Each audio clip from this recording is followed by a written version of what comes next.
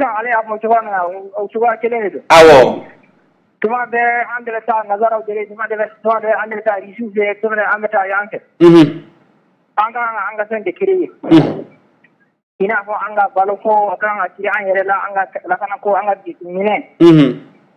Fɔlɔmɔgɔw an ka fɔlɔmɔgɔw olu ka minɛ o bɛɛ olu de kun b'a dilan olu ka tubabu kɛ ka avion san olu ta yen ka taa fan foyi foyi. Ok. Mais tubabu nalen an ya tubabu kun de yan o. An ya tubabu kelen ka tubabu sɛgɛn yan ka tubabu dɛsɛ yan o y'an ka kibaruyamanfɛn sɔrɔ an bolo yan. Mais san 60 ni kɔ an y'an ka indépendance ta mais hali bi an gulonnen bɛ olu la an bɛ taa kɛlɛminɛ san o fɛ an jigi da an bɛ o fɛ hali n'a fɔra ko covid min donna an ni ɲɔgɔn cɛ an bɛ jɔrɔ. Awɔ. hali kɔta in na sisan i n'a fɔ risiw fɛ yen fɛn min wulila yen dɔɔni i n'a fɔ révision min kɔfɔra yen dɔɔni an ka hakiliw bɛ ɲagamina yan. mun de y'a kɛ an jigi da an bɛ tubabuw ye an jigi dalen tɛ an yɛrɛ. An ka jija an ka baloko an ka sɔrɔko an ka fɛn bɛɛ i n'a fɔ an ka fɔlɔmɔgɔw kun bɛ cogoya min na. An ka jija an ka kɛ ten. D'accord. Allo. Ayiwa an balimakɛ Ibrahim Tall ka nɛgɛjuru janfa kɛ sinon ɲininkali damadamanin tun bɛ an yɛrɛ bolo ko ten ko ala an bɛ a fo dante foli bɛna katikaw fɛ yen nɔ komi a wɛrɛ sira sɔrɔ an la bonsoir. Allo. Jata say Usman Segu kaw dun. Alhamdulillah kɛra yɛrɛ an b'i fo bisimila an tulo b'i la. Ala kana jumɛn da caya. Allahumma amin ya rabbi. A kana bɛn ni sankura ye fana ala ka hɛrɛ k'an ye sa. A se bɛ ala ye. Ala k'an wasa ala ka makɔrɔ ci dan ni muso ni denw k'i sago ye. Baarakɛ yɔrɔ in ala ka san kɔta di. Ya rabbi. Ala k'i ɲɛmaaw bɛɛ la k'i kɔmɔw. Amin amin ya rabbi. Mɔgɔ tulo b'an na nin waati an bɛ dugawu kɛ bɛɛ ye ka dugawu ɲini bɛɛ fɛ. Ala ye dɔw minɛbaga ala ka bɛna ye. Parce que ko de kuma ma nɔgɔ. Awɔ Usman. N'an kumatɔ n'a donna min ka dugawu ka yafa yan'an ka fura daminɛ. Bari qui aime bien châtie bien. Awɔ. Ne ka kuma min ka bin. O ye an ka jamana in n'o ye Mali. Awɔ. Hakili la nin waati in na. Jɔrɔ o jɔrɔ min b'an na. O ye sumanko ye samiya ko. O ma ji hali bi a caman k'a la a hɛrɛ ma di. Ala ka sumanw ɲɛ ka duti d'a ma. Amin. N'o bɔra hali bi lakana. Awɔ. Lakana in basigi ye. Ala kana ni bɛn. Amin ya rabbi yamo. An tɛ foyi sɔrɔ ka tɛmɛ Mali kan. Wallahi. An min fɔ dɔrɔn an ka bɛn an ka tɛgɛ di ɲɔgɔn ma. An ka tɛgɛ minɛ an ka ɲɔgɔn sen bila. Bɛɛ n'i daka don. Awɔ. Maa si tɛ kɛ faama ye ni Ala ma sɔn. Ni fanga fana banna ko t'a la. Siga tɛ kuma in na. An bɛ yɔrɔ min na sisan ne bɛ min fɔ. Awɔ. Parti politique. Ani société civile. An kan ka fɛn fɛn kɛ sisan an ka Mali bila fɛn bɛɛ san. An taara 4e République avec la nouvelle constitution. Donc il nous faut vraiment avoir de l'amour pour tous. Baasi tɛ. Une haine pour personne. Ok. L'amour pour tous, une haine pour personne. Tout ce qui peut sauver, c'est qu'il y a l'amour pour tous, une haine pour personne. Les hommes vont les malheureux. Vérité absolue, Ousmane. Les hommes vont les malheureux. Le temps, c'est le meilleur juge.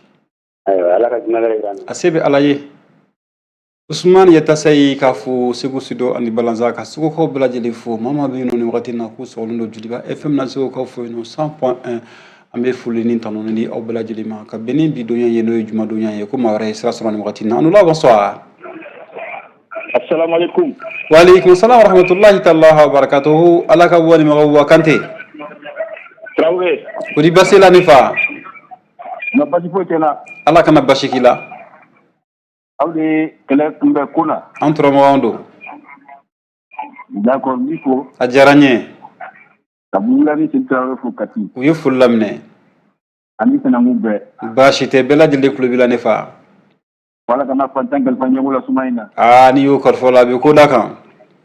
A bɛ ko da kan. Fula min tatɔ la ɲamakɔrɔ nin wagati in na sanga badɛmɛ bɔgɔli da kan. Min bɛ kɛnɛya.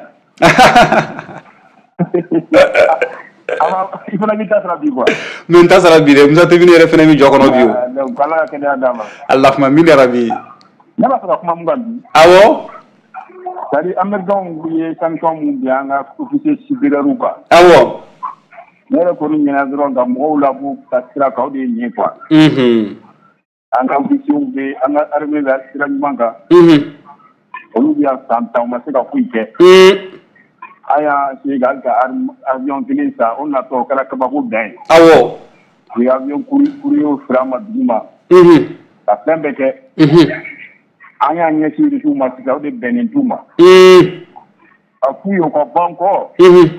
Fɛn tɛ an n'u cɛ u ka taa Rusiw fɛ yen. An b'an yɛrɛ de ɲini na yan. Siga tɛ kuma in na. Ni mun b'u ni Rusiw cɛ u ka t'u ɲɛnabɔ Rusiw bɛ Rusiw yɔrɔ dɔn. Awɔ. U kana na bi anw kan yan. A ma foyi k'u la. Tiɲɛ don. O b'an ka officier minnu fɔ la o. Mun de b'olu fɛ yen olu ka o ka mun de b'olu bara olu b'a fɔ k'u b'o geler. Ɲininkali gɛlɛn. Mun nana san 2 dɔrɔn. Ɲininkali gɛlɛn. Ou bien olu kana voyage ka taa yen. Ça yɛrɛ mun mago de b'olu bara la. O kuma in bɛ fɛ k'an da don o la dɔɔni Buba. N bɛ fɛ ka kuma in n bɛ fɛ an ka walawala dɔɔni. Radio i bɛ se ka mɛgɔli ka datugu n'a ma k'i ma ni basi ye radio. Voilà nin kuma ninnu.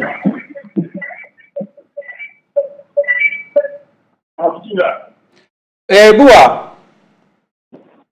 Allo Buba Kante. Allo. Oui Buba Kante. Ne ko n ko ni kuma ninnu. N ko ni kuma ninnu Américain ka sanction n'a ɲɔgɔnna ninnu. Kuma fɛn fɛn bɛ yen nɔ bi. Ayiwa gɛlɛya bɛ Buba Kante baro ka di sa ni an bɛ ɲɔgɔn faamu mais ni mɔgɔ kelen bɛ ka kuma a ma nɔgɔn dɛ. Allo. Awɔ ok. Basi tɛ ne fa an tulo b'i la. Donc vraiment u k'an ka armée to yen quoi u k'an ka autorité to yen. Ok. Mun tɛmɛ Niger sa yɔrɔ nin t'anw na dɛ. Donc vraiment u k'an ka an b'an ka autorité kɔsigi an b'u kɔsigi. Basi tɛ. Ko n'u dɛngɛnna ko n'u filila. Ok. Mali ko de la. Donc mun na sisan u bɛ Mali ko de la an b'u kɔ. D'accord. Majorité bɛ armée kɔ autorité kɔ. Basi tɛ. Donc américains ka sabali quoi. Ok. Ka sabali faransi ka sabali. D'accord. Vraiment dɔ kɛ nin ko in na ten. Basi tɛ. Farafin ɲɛ yɛlɛnna diɲɛ ɲɛ yɛlɛnna. Le monde est planétaire maintenant. Ni ko n ko a la minute diɲɛ bɛ bɔ a kalama. Fɔlɔ y'u bugɔ an kan. San 10 a y'a mɛn u b'an ka fɛn bɛɛ kɛ mɔgɔ tɛ bɔ a kalama. Mais sisan mɔgɔw ɲɛ yɛlɛnna denmisɛnninw kalanna mɔgɔw kalannen. Donc bi fo ka diɲɛ bɛɛ fo ka hɛrɛ kɛ jamana ye. Merci. Allahumma min ala ka hɛrɛ kɛ jamana bɛɛ lajɛlen ye ala ka hɛrɛ kɛ maliyɛndenw ye fan o fan n'u sigilen don maliyɛn minnu bɛ kɔ kan kɛrɛnkɛrɛnnenya la an bɛ foli ni tɔnɔ di u ma ka bɛɛ lajɛlen fo dan tɛ foli min na nɛgɛjuru ye 65 ye 65 50 a ko n ka nin ye ni Buba Kante an ka se ka kuma sama dɔɔni ka se ka faranfasiri don ko la nka ayiwa o ma se ka latigɛ sabula nɛgɛjuru sira ye janfa kɛ gɛlɛya tun b'a la an bɛ ala fo ka barika da ko nin waati in na ko maa wɛrɛ sira sɔrɔ an la bonsoir. Allo Omar Traoré. Oui Fuseni Traoré a bɛ cogo jumɛn. Basi foyi tɛ n na. Ala kana basi k'i la. N bɛ Traoré. N b'a yiri wɛrɛ. N fɔ ka radio ɲɛmɔgɔ baarakɛlaw bɛɛ lajɛlen fo. U ye foli laminɛ. Traoré. Aba. Bi juma ni bɔkɛ bato minnu ka laada bato la bi. O se bɛ ala ye. Traoré an ka don kuma kɔnɔ. An ka kɛlɛcɛ minnu bɛ na o denw musoba. Garibu ka bɔnjugu filili fɛ. An bɛ dugawu kɛ ala ka hinɛ o la. Amin arabi. Ala k'u dayɔrɔ suma. Allahumma amin. O kɔfɛ an y'a mɛn k'a fɔ ko surasi fila o tun bɛ mobili kɔnɔ o kan ka taa dumuni di tumoto donda cɛkɔni min sigi da dumuni di surasi tɔw ma ye. Olu fana yɛlɛla bɔmu kan. Mɔgɔ fila tora o la an bɛ dugawu kɛ ala ka hinɛ o bɛɛ lajɛlen na. Amin amin arabi. Ala ka jamana in basigi. Allahumma amin. Traoré. Nka kuma bɛ fɔlɔ mun na bi. Nka kuma bɛ fɔlɔ mun na bi. Awɔ. Jamana ɲɛmɔgɔw. Fɛn bɛɛ kɛ. An ni Bamajukulu an ka sigi an ka pan. Traoré jolibɔn dɔ kɛra jolibɔn na. Traoré dɔ kɛra fagali la. A sera an ka sira wɛrɛ ta. Awɔ. Sira min bɛ kɛ sababu ye ni jolibɔn bɛ se ka jɔ. Kɛlɛkɛminɛnw sanna. Recrutement kɛla. Mais hali bi. Duguden min faga cogo min na sɔrɔsiw bɛ faga ten. A sera an ka sira wɛrɛ ta. An ni u ka sigi an ka kuma. Si ko fo min ko do. An yɛrɛ dama ka sigi ka fɔ kɛmɛ o de ma. Américains sen t'a la, Français sen t'a la. Algérie t'a la, Maroc t'a la. An Maliyɛn dama an ka sigi an ka kuma. An ka sigi ka kuma dɛ. Siga foyi t'a la, bɛɛ kɔni bɛnn'a kan k'a fɔ marifatigi ni Maliyɛnw don. Awɔ. Bɛɛ bɛnn'o kan, ɲɛmɔgɔw b'o fɔ, kɔmɔgɔw b'o fɔ. Ni Maliyɛnw don ka fɔ bɛnkan ka Maliyɛnw don ka ban. Mun de kama marifa t'a la. N'an sigila. Dɔ bi fɔ bɛɛ ye, bɛɛ bi dɔ bila. Tarawele jurubɔn ka jɔ. D'accord, mais est-ce que e yɛrɛ fɛ bi Fuseni Tarawele banbagaci minnu bɛ yen nɔ bi n'olu kɛra banbagaci kologɛlɛnw ye, est-ce que e yɛrɛ fɛ bi sigikafɔ ye ayiwa a solution ye an n'olu ni ɲɔgɔn cɛ wa?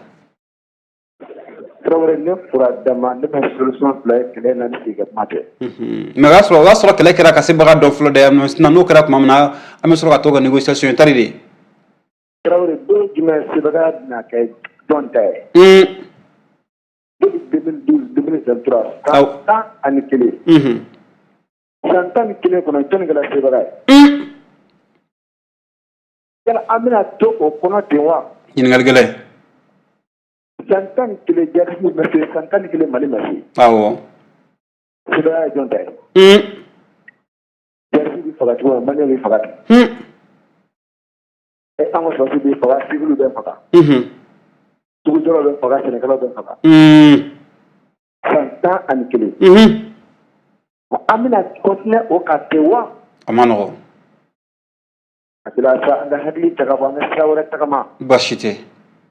Vraiment Tarawele dɔ kɛra. Dɔ kɛra. Dɔ kɛra dɛ. Et puis Fuseni ninnu fana y'a gɛlɛyama yɔrɔ ye. An b'a ye k'a fɔ alhamdulilayi i yɛrɛ y'a fɔ i ka kuma kɔnɔna la k'a fɔ ko minɛn caman sanna. Kɛlɛkɛcɛw fana caman recrutera. Donc u b'a yira k'a fɔ ko yɛlɛmaw bɛ ka don kow la nka o n'a ta o ta an b'a ye sanga ni wagati an ka kɛlɛkɛcɛw bɛ an ka population civile bɛ ka bɔnɛw ni la fu la ten. Est-ce que wagati ma se bi an ka jamana ɲɛmɔgɔw ka fɛɛrɛ boloda an ka bɔ défensive la an ka taa offensive yɛrɛ la jihadistes bɛ fan o fan fɛ ka t'u dagayɔrɔ ɲini ka se ka ayiwa solution ɲini yalasa u kana se ka dankari an yɛrɛ ka vie la cogoya min na parce que chaque fois an b'a ye de an ka mɔgɔw de bɛ attaquer après riposte bɛ kɛ. Mais est-ce que bi na wagati ma se vraiment an yɛrɛ ka don défensive kɔnɔ an ka bɔ offensive kɔnɔna la sabula maa ninnu fana ni ma fili dagayɔrɔ fana dɔnnen don. Dagayɔrɔ dɔnnen don. O de kama Tarawele n bɛ fɛ ka don kuma dɔ kɔnɔna na. Awɔ. Sinon kungokɔnɔmɔgɔw o dagayɔrɔw dɔnnen don. C'est-à-dire n tɛ fɛ ka don kuma ninnu kɔnɔ. Awɔ. N'i bɛ dilanni nɔfɛ. I tɛ bɔ ni kuma min bɛ tiɲɛni kɛ. I ye kuma min fɔ nin ye. Awɔ. Kɛlɛkɛminɛnw sanna enregistrement kɛla. Mais sanga ni waati bɛɛ jolima de bɛ anw ka côté la Tarawele. Awɔ. Yala an bɛna t'o kan wa? Donc ni an tɛna se ka wuli ka t'u dagayɔrɔw ci. Awɔ. Ko an bɛna to nin na fɔ toujours don o don u bɛna bin anw kan, don o don u bɛna bin anw kan, don o don u bɛna bin anw kan. Joli.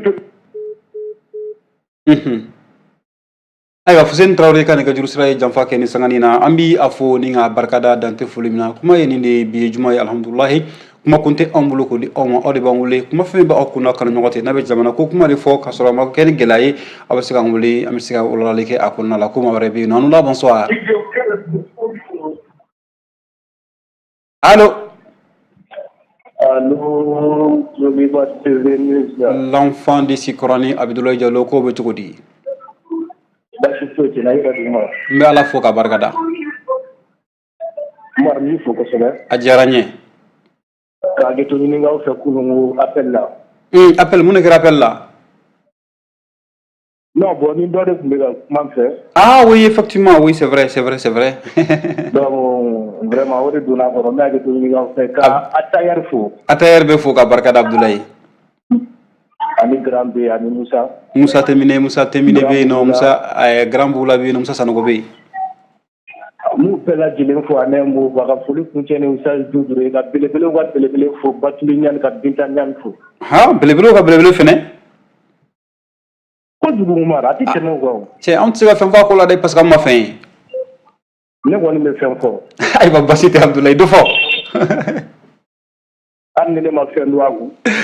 jamana do la be nyala ko ina be ka do jamana ko do yi ka ba alla yi o di fene abana ni kulu kan ala ka hera kan yi Abdoulaye mar ni fo ko so mar ajara di Abdoulaye wa do président atara irishina abe no halsa kabina lendi ni ala ka je ko ni la fela kuma odidan kabina lendi awa be ka be ami ka e blolo son fe ka fura ko anga bokata kumbe fene non te bobu ati bokum bo fene muna ame bokata kumbe na jamana nyamo tedi ama anto ko lewa jamana nyamo do ge mana jamana nyamo mana bo anga to kumbe da aywa Abdoulaye lego ebe bokata kumbe abena ay mune kena nani kumbe li kanga aywa fune ya nya fana sa sunu ne ma fam mo la ko fleni mo shuluko ha jamana juri di tarani sumena jamana muga anikili me ni jati iye mun jate muga anikili me ni jate ko Afrique jamana oke Afrique jamana donc o ba yira ka foko nyina tama salon tabo sabla salon tala anya ya Afrique jamana binani ni shegi binani woro nyona sirayno ni jate da saka ke do rogu awo no ne yo funa kuna funu so Abdoulaye ka kuna funu jere lo oredo nyori me voilà donc ka foko o jamana muga ni kilin cela awo ka Malita ka Somalita ka Burkina ta ama foko fede na di no mare ko balo de na di no ma ko de ni ayo o nyabla baro ye flo putin yo annoncer kunu to jumena aywa parce que bloko bana ge parce que bloko bana ko jumena aywa ñin ngal gele ni na ni do kere na an fe amalila babulu fla o be jamana mi ceci ka teme fu abe mu fada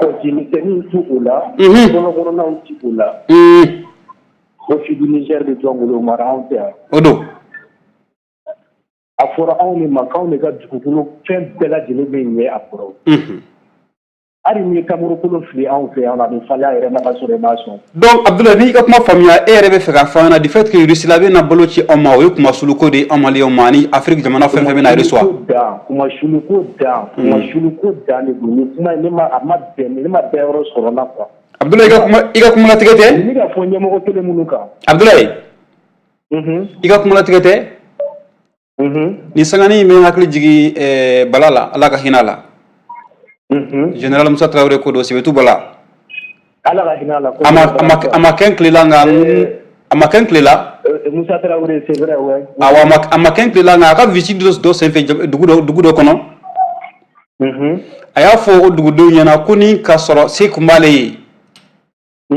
babulo mumbo dugu kono ale kumbo dugu ta o babulo inta kata di dugu rema sabla dugu ni babulo mankan Okay.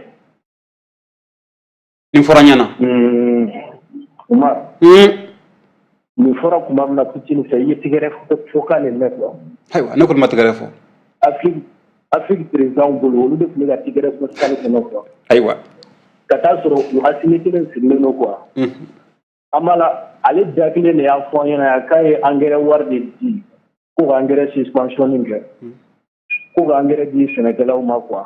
Kakila ka boga ufaye ko waru yugura ko mata osira fe kwa okay amaseka feke okula ale de bolo jalen fle bi ko tigere bala ka ko ale ga la yimi kama ko ni yere de yimi ngako mais Abdoulaye est-ce que atiga jalo sabla Poutine ye la ni bamanon ko ti Abdoulaye ni ma wole di ma fen fa na be fendama Poutine de so ka bo adina ngana ka fo ako jamano mado gele be awka ama nyini fe ngani abonde ngana ka ni frendi ni ma fendi bi sika bala fene wa Umar ma Poutine na kuma mega nye ma la mega ne ala mede ako ko dose be jamana munuka ani Kongo be jamana munuka amala ga amina temere tapulu sekere aya fo tele aya fo ni chugudira bashite kamina demeta ka jamana munu segere awo jamana minnu dɛsɛlen don kɔngɔ bɛ jamana minnu na a y'olu de cité Mali Somalie ka taa se a n'a ɲɔgɔnna caman ma. D'accord. Donc o bɛ fɔ tuma min na ni ne ye Asimi ne tɛ nin avion carburant ba in tiɲɛ ka taa ni dɛmɛ sugu ninnu ka taa sigi ko n bɛ ninnu lamɛn quoi. Mais Abdoulaye, est-ce que e ɲɛ bɛ jamana diɲɛ kɔnɔ mun bɛ ban dɛmɛ la bi wa an ka kuma fɔ ka diya fɛnɛ est-ce que jamana bɛ yen nɔ jamana fɛn bɛ hali Russie dɛmɛ bɛ k'u ye kuma dɔ la o. Umar dɛmɛ bɛ n ka kuma lamɛn n bɛna i bɔ fili la ni yɔrɔ min. Wagati man ca an bolo bilen i ka wagati yɛrɛ dafara f'a tɛmɛna Abdoulaye dakuruɲɛ fila ka bɔ kuma kɔnɔna la. E yɛrɛ ne ka kuma bɛɛ minɛna bi hali ma kuma ma se ka n ka walawalaliw kɛ. Bon Abdoulaye n bɛ minute kelen d'i ma i k'i ka kuma lase minute kelen b'i bolo. I ko sisan nɔ ko bɛɛ bɛ dɛmɛ ɲini. Awɔ. N y'o de f'i ɲɛna ni yɔrɔ janba ye Mali ni Russie cɛ ni carburant man ka ci ni fu la k'a fɔ k'e bɛ t'i sigi de k'a fɔ k'e bɛ taa dɛmɛ de ɲini k'o ye balo ko ye ma. D'accord. Ne bolo an kan ka dɛmɛ wɛrɛw ɲini diɲɛma fɛ. Ok. Ni tɛ nin si ye. Parce que ni problème solution bɛ anw bolo yan a solution bɛ ɲɛmɔgɔw bolo yan wa a solution yɛrɛ dilen don u ma sira bɛɛ lajɛlen fɛ. Mais u kan ka don tasira min fɛ u kan ka tɛmɛ tasira min fɛ o de barilen don. A maloya de bɛ anw na a jɔrɔ de bɛ anw na k'a fɔ an ka ɲɛmɔgɔw de bɛ k'a fɔ k'olu bɛ jɔrɔ ni anw kɔnɔbara ye k'olu bɛna développement ta ba la k'olu kumakanw de bɛna kɛ nin ye ka diɲɛma deli ni nin ye. Vraiment ne tun bolo Asimi k'a fɔ ne mago bɛ nin kɛlɛkɛminɛ hakɛya in na ne mago bɛ nin sanu bɔ mansin hakɛya in na ne mago bɛ nin malo sɛnɛ mansin hakɛya in na k'a di n ka sɛnɛkɛlaw ma ne bolo o kun nafa ka bon ne ye k'a fɔ ko sɛnɛkɛla wɛrɛ k'a wɔsi ji tigɛ k'o tigɛ ka na ka jamana ni kɔgɔjiw fa ka na di anw ma k'a sɔrɔ an ka sɛnɛkɛlaw bɛ yan u dɛsɛlen don dɔrɔn k'angɛrɛ d'u ma dɔrɔn u dɛsɛlen don ka sɛnɛkɛfɛnw d'u ma dɔrɔn u dɛsɛlen don dɔrɔn ka dugukolo yurugu ka bunɛw la dɔrɔn a banna solution min. Basi tɛ. Ne b'i fo quoi. Abdoulaye diyara n ye vraiment n b'i fo k'i barikada dan tɛ foli min na ka Abdoulaye Diallo fo a n'a ka denbaya sikɔrɔni sigi la kuma ye nin de ye ayiwa n bɛ se ka Abdoulaye bilasira ni fɛn min ye o bɛ tali kɛ i n'a fɔ a y'a fɔ a ka kuma la cogoya min na bamananw ko ten ko dɛmɛ o dɛmɛ bɛ yen n'a ti dɛmɛ ka bɔ mɔgɔ wɛrɛ ka dɛmɛ kɔnɔ k'i ko dɛmɛ fɛnɛ ye k'a to yen nɔ c'est pour que ka Abdoulaye ka kuma fɛnɛ sɔnji la k'a yira la k'a fɔ ko ayiwa hakiliw man jan ɲɔgɔn na nka kumaw n'a fɔcogow fɛnɛ don ala ka hakili ɲuman di an bɛɛ lajɛlen ma ko maa wɛrɛ bɛ yen nɔ ma Anoula bonsoir. Le grand Bouboula, le grand patriote. Mais il n'y a pas bon melamin la ko nda bela wallahi mado ala ki restaurant hera ne fa bula ala ji do ngono da ni ma siga ni ma dese be mi sai ci ma mi fo kan na bula kamin to fly telenu wallahi abekara ala nyana san fla be o rendez-vous ke lupe saya ani kanu tiero mo be ji kanu baga ni har ma be ku wallahi ni flying to UK il faut qu'il y ait une mando ajaranya benama mado mo gombe technique learning ire demandi do Musa Sanogo Musa Sanogo ka ba fudi ni ana ka karamabe ya basite mentre ke ba fo atayer kulu bila nyamo ba akita fu basite sen de la meni la kapé fu bela jele kulu bila le grand bula nyam fa to ma me sabla ici coroni awo anan tergen be digoli bafu Jibril Sangare ala ka hera kana Allahumma min ya rabbi ala ka tunga di andela ya rabbi pedaji Umar nama sa chenga ambe sa funde wallahi fu fala kifene ni sara ile do jangna ba kono skay tukanya na maya dunga kono ni kisema ke jabala mobilité tangasote yemi ke hadama dum ne ya ala ko ka hina ka de hina da ka tibima tema se ko ke ne sara e fude solon ko ide fude solon la hara eskay tapi mama mana do janga bala we fude ko ala kan kisi kan tanga ya rabbi ala ka buba ni mau ka buba ka fuli belibele de ya buba juli mandi be foka barkada komba ba fo du kono ala ka di lampere du wasu ne tenga do kumala pasan kumala fo ka fugon noro nyogona dokara kuma ina koyi bon ni kuma ni sobe kote kuma de be chaya quoi ya ide abla bora ka ki kele kera fan kama ma chiya nela eskay Anye kaleke justice la justice be chiko didi. Kasola den do be kasola be kana kule ko kale jiji. Allah. Anga musokoroba. Dumuni kabrala kane da 3 kilomètre kemɛ fila ni mugan n'a ye a tuna tin. 3 kilo kemɛ fila. Tiga kisɛ badala bugu sugu la. A gɛrɛra. Yen tugu ka ɲininka de. An bɛ kan k'an yɛrɛ ɲininka sisan an ta ye mun ye Mali ko la. Ɲininkali gɛlɛn. Tɛgɛrɛ fɔba wa ou bien n bɛ karisa fɛ. Mais o de tora sa o. Ni y'anw cɛkɔrɔbaw ye an bɛ bɔlɔ minɛ na. E yɛrɛ bɛ dɔ kalama la o, a ta yɛrɛ bɛ dɔ kalama la. N'a fɔra k'u wolola nin na. An n'aw ka tubabukan kolo ninnu refondation des souverainetés ni fɛnw. Mun refondation la, a b'a fɛ k'an faga k'an yɛlɛ k'an dilan kura de ya. Ayiwa. Tɛ tiɲɛ ye o. Maa n'i bɛ baara kɛ, i bɛ baara kɛ, baara b'a yɛrɛ la ka ɲi. Mais ko ko mana kɛ kuma caman na, n bɛ taa kana tiɲɛ t'a la. Kabini ko in n'a daminɛ ne ma don émission na parce que n y'a dɔn k'a fɔ a caman ye nkalon ye quoi. O ma fara de ya. Dɔw taara Sahel la, dɔw taara kɔrɔn na. Mais ni tiɲɛ don, o bɛ fara mun na? A ma nɔgɔn. Alhaji Umaru, e ko Mali, ne ko Mali, kɛlɛ bɛ min? Gɛlɛya t'a la koyi. Dɔw ta ye nkalon de ye quoi. Ɲinan kɛra an kɔ dɛ, mais ɲinan ma k'an kɔ parce que an bɛ Ala bolo. Maa maa ye jamana den nɛgɛ. Maa maa ye fantanw na nɛgɛ. K'u ka kasi ta e k'o kɛ kɛlɛkɛla ye. I tɛ sa abadaniya la min lebu. Ayiwa. Walahi. Ala ka hɛrɛ ka ɲɛ. Nin bila i kun na dɛ. N'i bɛ fɛn ɲini a ɲini tiɲɛ kan. Mais n ko koro bɛ don wo kɔnɔ k'ale tɛ bɔ kɛnɛma ko sanji b'a sɔrɔ yen. A tɛ sa o. A tɛ sa. San b'a sɔrɔ yen. Ni tɛ kari e bɛ sa dɔnya la. Ni tɛ kari e bɛ sa naaniya la ni nabɛlɛya la. Awa Ala ye bɛɛ ka dugu jɛ don dɔ la. Tiɲɛ don. Ni turu ma s'i ma de bɛ perese. I bɛ kɛ faden sago ye. Ala k'an kisi o ma. Donc Alhaji Umaru k'i kumakan mɛn k'i fo. A diyara n ye Bula sɔnni an ka bɔ kuma kɔnɔ. Kanu barika da i ye. A diyara n ye. Ka sabali barika da i ye. A diyara n ye. Ka muɲu barika da i ye. A diyara n ye. Ni Ala ye sabali di maa ma ye a ye dunan fɛn bɛɛ di ma. O ye tiɲɛ ye. Mais n'a ma sabali di ma i bɛ bɔ fu falaki. Siga tɛ kuma in na.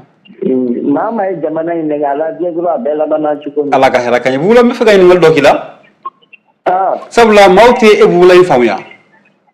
Kuma dɔ la n'i bɔra i bɛ tanninw kɛ. Kuma dɔ la fɛnɛ n'i bɔra i bɛ tanni fɛnɛ kɛ i n'a fɔ u b'a fɔ cogoya min na. Mɔgɔw b'o fɔ kuma dɔ la ko Bula yɛrɛ ta fan tɛ dɔn sabula kuma dɔ la i ko tan kuma dɔ la i ko fɛn wɛrɛ. Alhaji Umaru ani Musa ne ta fan dɔnnen don Ala fɛ. Siga tɛ kuma in na. Ne mago tɛ mɔgɔw ka ne ta fan dɔn.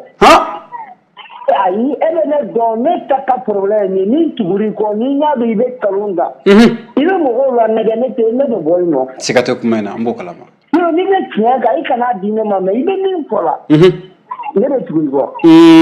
Mais ni ɲa dɔn i bɛ kan ka n kɛ manɔgɔ ye n bɛ n proposer ka bɔ i bolo. O y'a kɛcogo ye.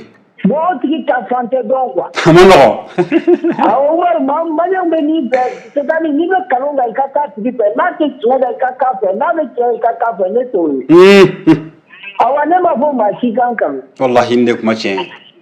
Ne bɛ a fɛ Ala de kan kanu. O ye kanu dɔ ye. Parce que maaw de b'i yɛrɛ sanfɛ u b'i di duguma. Tiɲɛ. Ni tugura ne ko k'i bɛ ne ta fan dɔn a y'i yɛrɛ fɛ Ala de bɛ ne ta fan. Siga tɛ kuma in na. Voilà parce que ne tɛ tugu maa ko k'i bɛ wari di ne ma. Baasi tɛ. Alhaji Umaru ne bɛ se ka kuma n faso kɔnɔ dɛ. Minnu b'o fɛ i k'u ɲininka k'u delila k'a mɛn ko n taara faama jumɛn fɛ yen. Ou bien faama jumɛn ye dɔrɔn bɛ di ne ma. Mais n'u t'o ta k'u bɛ taa de ko f'u ka n ta yɔrɔ dɔn. Ne bɛ komi funu de ne bɛ taa ni n yɛrɛ ye de maa si tɛ ne ta yɔrɔ dɔn Ala de b'a dɔn. Ayiwa. Voilà Alhaji Umaru foli don ka kanu barika da i ye. Ala ka foli bɛ an ni ɲɔgɔn cɛ ne fa. Merci bien Grand Bula an b'i a fo ni ka barikada Dante foli bɛ na fo yan nɔ Futukɔrɔbugu sigi la ka quartier Mali bɛɛ lajɛlen fo Bula tɔgɔya la ni sangani na ayiwa bɛɛ kɛra Ala ɲɛna Ala ka hɛrɛ ka nin ye ko maa wɛrɛ bɛ yen nɔ on la bonsoir. Assalamu alaikum. Wa alaikum assalam wa rahmatullahi ta'ala wa barakatuh. Kudi basi no? Sumo gadi. Uka kene alhamdulillah ne faybe kam wala wara me to man jam duma. Kawe kabo Kalabo rajme? Kalabankura. Kalabankura ko be fo to man jam duma. Dirisa Dambele ambi fo. Amba kono fo. Ajara am ni Dirisa. Ika technicien diga di ko baratela ko beko. U bela jele fo lamne Dirisa. Émission takati ko kay. Ala ka hera kaniye. Amina. Bon, neka intervention de minga. Awo. Moi do be fo ko da.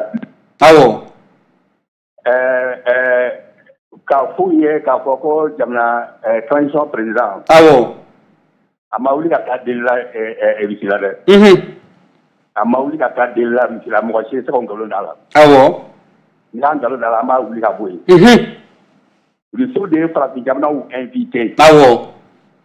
Donc ni invité la dita. Ni Poutine ya boy la. Awo.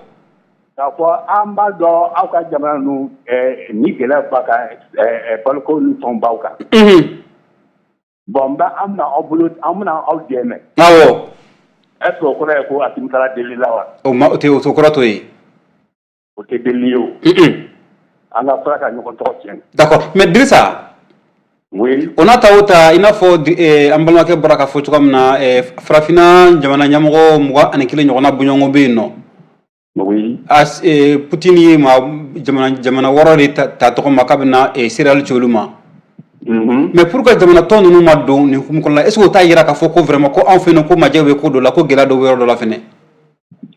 Mais ni mo ba nyoko fa ni ya ka debu do déjà. Awo. Ka fo ki ba deme. O koro te ka fo ko ale sara deli lawo. Awo. An yere be mo dama mi bokata nyo bora ni mo bora di mo ma ka so su fera la tambora. Ate dantala. Mo deme ge yere yo do ya fo ta ko Amerique. Ko Amerique de memne. Ne ro fo ngo Amerique de ko Amerique ana ali risla re. Wa jurumin da Amerique la a ta jamana mo jamana ci la jurumin da Amerique la. Jurubula foka fa. Abete. Donc jamana ko fa de relation de loi internationale de l'eau. Odo. Fango famia quoi. Et puis fina ko be ñokon kono fona ko Dirisa ko yi am di jemi to komna bi iba di do ma do fena ba di me fena be fena di ma wala fena ma. Sinon furoko ni buguloko me nu ka ko. Awo. Ni tadi la kuma yo. Ila kuma tani parce que ni pour ba de pimo do tle la fana de pima. Ya ede. Ko be ka ñon fa ko bo ñon da fa do don. Donc anga ñol deme anga ñon fo anga ñol deme ka ñon fo ñol ka ñol deme jamra ka ta ñe to ni ala ka jeen Dirisa. Bon tant que démocratie anga démocratie tant que anga démocratie yeleme ka ke ko élection ka ke association kama ka ke parti politique ka dila. Awo. Na mambiri jamra dew na ka dunga fa de oluma. La fiatina de. Bashite. Démocratie ti mo ka ci balo démocratie littérature la mai.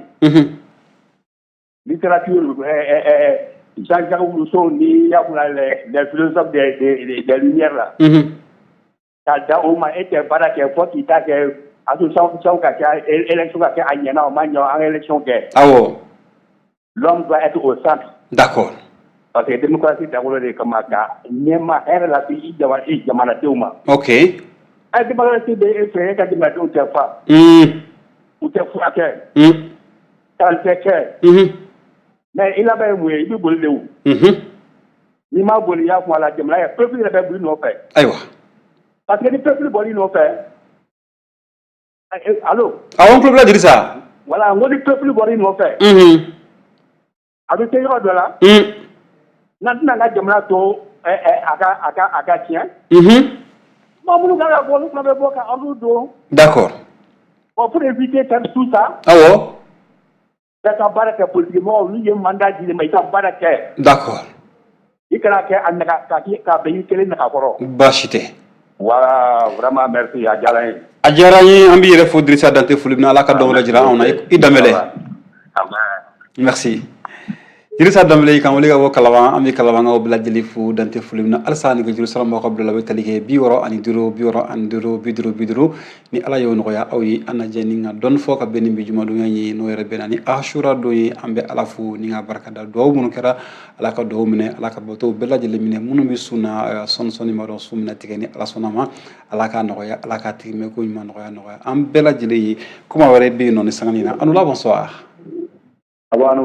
Kodi basse no basi amara tan o kɛra hɛrɛ ye Kasuma an b'i fo bisimila an tulo b'i la an b'a fɔ ka radio la baga a diyara n ye me y'a ta sai ko ni fana jate mina ka kuma la awɔ a cɛkɔrɔba don mais n da se wuli ne ma fa mais ngoni a jate mina ka ban a baasi tɛ bala na hakili bɛ ɲɔgɔn fɛ ok même min fɔ mali ni ka ta kan awɔ an bɛ min fɔ ka fara kan komi politique ninnu mais politique patriotique ka di politique fana an y'o jate minɛ Rusiw fana ye m'a faamuya o discours patriotique ka di Rusiw fana ye quoi i n'a fɔ Choguel n'a fɔ cogo min na awɔ u ko k'u bɛ balo min bila ka na bien vrai que kuma di ko don parce que an bɛɛ farafinna n'a fɔra ko jamana kelen de bi ka continent bɛɛ dɛmɛ yɔrɔ o kɔni o b'an ka baarakɛbala ni fɛnw ye voilà mais kuma di ko don mais n'a ma ɲa k'u y'a fɔ k'u bɛ balo bila ka na kana kɛ san tɛmɛnen ta ɲɔgɔn k'a fɔ ko européens ye a bateau mais détourné parce que siɲɛ tɛmɛnen na ko k'u bɛ fɛn minnu bila ka na o tilala ka fɔ an na tuguni ko bateau ninnu bɛɛ détourné sira fɛ ok donc a kana kɛ discours patriotique fana ye dama bɛ latɛmɛ bon même fɔ Niger fana ta la Niger ko da kunun ma fɛ ka mais émission tigɛra maliyɛnw bɛ content fɛn caman na mais an t'u laban dɔn quoi maliyɛnw bɛ jumɛn na Niger coup d'état awɔ komi maliyɛn caman b'a la ka jaraw ye awɔ voilà komi an bɛ an ka problème ta kuma caman k'o da jamana wɛrɛ kunna k'a fɔ k'o de y'an ka problème Bazoum sigira a tɛ san 3 bɔ fɔlɔ san 2 bon Mali kɛlɛ daminɛna depuis 2012 a juguyara depuis 2012 hakilila Bazoum sigira président min nɔgɔ la n'o ye Mamadu Isufu ye a ye wulikajɔ bɛɛ kɛ pour que ka Mali dɛmɛ Mali ka kɛlɛ la f'a ye kuma caman yɛrɛ fɔ kɛlɛko la mais a ma foyi bɔ an ka kɛlɛ kan mais est-ce que Bazoum sigilen kɔfɛ dɔ farala an ka kɛlɛ kan wa est-ce que dɔ farala kɛlɛ kan ɲininkali gɛlɛn foyi ma farala donc o b'a yira k'a fɔ Bazoum ka kuma tɛ foyi bɔ an ka kɛlɛ la mais du fait que Bazoum ye kuma kolo gɛlɛnw ta ka ɲɛsin jamana ma est-ce que o fana tun tɛ gɛlɛya dɔ ye Kassim voilà bon o ye diplomatie siraw ye mais jamanadenw ye kelen an kana content ni coup d'état la quoi coup d'état de fɛn mais parce que Mali de bɛ problème kɔnɔ coup d'état de don an kana ɲinɛ fana est-ce que mɔgɔ min ye coup d'état mɔgɔ sugu na a bɛ se ka kɛ banbagaci minnu yɛrɛ don olu ka cidenw yɛrɛ de don a bɛ se ka wuli de coup d'état kɛ ani minnu bɛ ɲɔgɔn na terroriste bɛ ka mɔgɔ minnu conflit a bɛ se ka wuli de coup d'état kɛ Bazoum na maliyɛnw ma kule na ko Kadhafi ko Mali bɛ problème na ko Kadhafi dɔrɔn Kadhafi binna a ko kɛra cogo di bɛɛ ma gɛlɛya sɔrɔ wa o n'a ɲɔgɔnna caman bɛ kɛ o donc n'a y'a fɔ k'an ka problème ye an ka problème de ye mɔgɔ t'a dɔn mɔgɔ min bɛ coup d'état bolo parce que Niger ka coup d'état kɛra cogo min na mɔgɔ man ka défend d'accord bon même fana ko Assimi a kɛ élection kɛ a ka taga a ka fanga di Choguel ye min fɔ kuma kelen don a k'a di Jonas Kabakuru ka taa kɛ jɛn k'u bɔ d'accord Kassim Traoré an b'i fo ACI kɔnɔ yan nɔ ka ACI bɛɛ lajɛlen fo an sigiɲɔgɔn don sigiɲɔgɔnya ka gɛlɛ hali Ala yɛrɛ yɔrɔ an bɛ foli di u bɛɛ lajɛlen ma dan tɛ foli min na nɛgɛjuru 65 Anula bonsoir allo Anula Traoré oui kodi baasi yen nɔ baasi foyi tɛ an b'Ala tan o kɛra hɛrɛ ye Ashura an bɛ dugawu kɛ bato minnu kɛra Ala ka bato o se bɛ Ala ye ani bi ok an bɛ kasi ka taa mɔgɔ mɔgɔ tɛ tora Maliko la awɔ civil farafinintigi kan an b'Ala deli Ala ka hinɛ u bɛɛ amin amin ya rabi adama ka u kɔw tabaga kɛ barika Allahumma amin ya rabi Traoré an bɛ don kuma kɔnɔ Traoré n'i nana jateminɛ samiyɛ sanko gɛlɛyara kosɛbɛ ɲinɛ samiyɛ sanko gɛlɛyara kosɛbɛ awɔ yalima ministère de l'agriculture ani sɛnɛkɛlaw ka fara APK mɔgɔw u bɛ fɛ ka planer poste jumɛn de ta parce que ni y'a mɛn ko sɛnɛfɛnw ɲɛna ji nana awɔ o ye tiɲɛ ye nka ni ji ma na yalima labɛn jumɛn fana kan ka se ka sabati k'a to a kana kɛ gɛlɛya ye on dit gouverner c'est prévoir o ye tiɲɛ ye olu ka jumɛn prévoir u b'a jate u b'a to ja a ka kɛ baw tiɲɛni ye wagati min na o ka sɔrɔ k'a fɔ ko wuli D'accord, mais Adama, c'est vrai que Mali on be ka joro ina santa chugula ji ko dese be ka ke dondoni katuguni dun adun fara meto kunya nya fo na ko nyina be ke ji san. Oh mais est-ce que ji quantité phénomène nana? Est-ce que au tena seka sman bo parce que tout la ji phénomène na fuka na ke cheni e en phénomène tout là. Alors ba do samia nyele flare. Ta ke cheni flare. Ji pega na damna na ko na ji la ke. Uma damna na ji te ga soro tan ko ate duru na teme lava na ke ji te. On place qui peut d'accord. Mais dans le moment où tu seras là, tu vas dans les temps où tu es dans la Java, comme dit il ne peut pas aller. Ok. Oui, ça m'est travaillé. Maintenant, ça m'est la Nissan là. Il y aura une semaine, il y aura de la 2 semaines. D'accord. Ok. Mais nous, ça va se dire, nous allons se faire le cas de la Java, nous allons se faire le cas. A dɔw la sisan Sénégal ɲɛmɔgɔw bɛ yen an kan ka se ka sɛnɛfɛn jumɛn bila joona i n'a fɔ sɔ b'o la tiga b'o la ne de bɛ ko ka ji ko fanga ma bon an ka taa o kunna peut-être ka se k'a fɔ. D'accord. Tarawele o fana ye hakilina ye ninnu bɛ se ka ta sisan mais n'a nana to ko samiyɛ tiɲɛna an ka sɔrɔ k'a fɔ k'an bɛ o hakilinaw ta. A ma nɔgɔn. A ma nɔgɔn. Tarawele bɛɛ n'i ka baara de ta. O ye tiɲɛ. E y'a ta k'e bɛ se ka kɛ journaliste ye k'o la. Ne ka baara choisi ni ko la bɛɛ y'a ka baara choisi ko ye sɛnɛ bon o fana ɲɛmɔgɔ de fana b'olu la. Ni gɛlɛya donna olu ka baara kɔnɔ ɲɛmɔgɔ kan ka se ka nɔgɔya ta ka kɛ s'u ma cogo di nɔgɔya bɛɛ tɛ ko k'a fɔ ɲɛmɔgɔ bɛ wari ta ka di aw ma ka taa aw mago bɛ fɛn minnu na ka se k'a bɛɛ ta ka taa aw ka kula ye. Tuma dɔ la hakilina ɲuman yɛrɛ ye fɛn dɔ ye. D'accord. An bɛ ka taa diɲɛ fan min na sisan. Fɛn dɔ ka di ye n'a formation t'i la est-ce que i bɛ se ka k'a warɛ? A ma nɔgɔn. I b'a ye an fɛ yan mɔgɔ caman bɛ taama kɛ. Caman ta ye ni ɲangu bangena k'a sɔrɔ n fa b'a kɛ n ba b'a kɛ n yɛrɛ b'a kɛ ye. Mais est-ce que sincèrement a dɔnniya fana b'u la wa? Ɲininkali gɛlɛn. Bi bi in na nin ko minnu kalifalen don ministère na k'a dɔn ko an bɛ Mali kura la. Fo ka se k'o formation dɔw bila ka mɔgɔw assister. D'accord. Jamana kɔnɔden ka ɲɛtaa ye jamana ɲɛmɔgɔ fana ka baara de. O ye tiɲɛ. Et puis ni ne ko jamana ɲɛmɔgɔ ne m'a fɔ n k'a simi dɛ. Mɔgɔ mɔgɔ bɛ ɲɛmɔgɔya la joliba ɲɛmɔgɔ ye ɲɛmɔgɔ ye. Min bɛ mobilitigiw ka chauffeur ka ɲɛmɔgɔ la o ye ɲɛmɔgɔ dɔ olu bɛɛ ka baara de b'a to u ka baara yɔrɔ ɲɛmɔgɔ bɛ baaradenw bɛ nafa sɔrɔ. D'accord. Baara in yɛrɛ bɛ se ka kɛ yirafɛn dɔ ka kɛ tan. Baasi tɛ. Voilà, Tarawele k'Ala ka hakili ɲuman d'an bɛɛ lajɛlen. Amina rabi dama an b'i fo Adama Tarawele.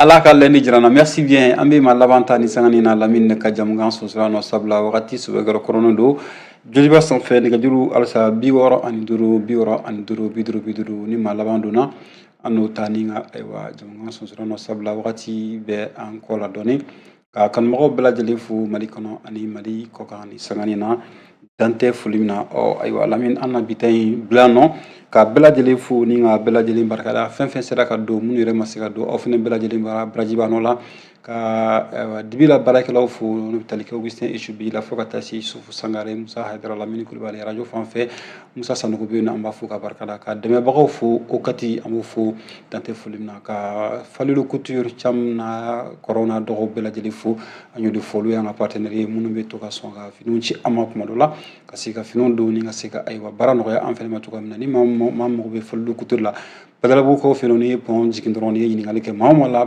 Falilu Couture a ka ca Ala fɛ i bɛna taa yen nɔ i tɛ bɔ jigi kɔrɔ fɛnɛ an b'o fo ni k'o barikada Thiam n'a frɛrɛw n'a dɔgɔninw n'a kɔrɔw bɛɛ lajɛlen Ala ka don wɛrɛ jira anw na ma kɛ ni gɛlɛya ye wasalam. Falilu boutique ale filɛ nin Badalabugu Falilu Couture o yɛrɛ dugumala la ni aw donna dɔrɔn aw numan fɛ Daramani ni Alima bɛ ka aw bisimila ko cɛ ɲina téléphone 82 30 00 00 Falilu fɛ ye ko ye fɔ ko ban. Dit à faux, le débat du soir interactif.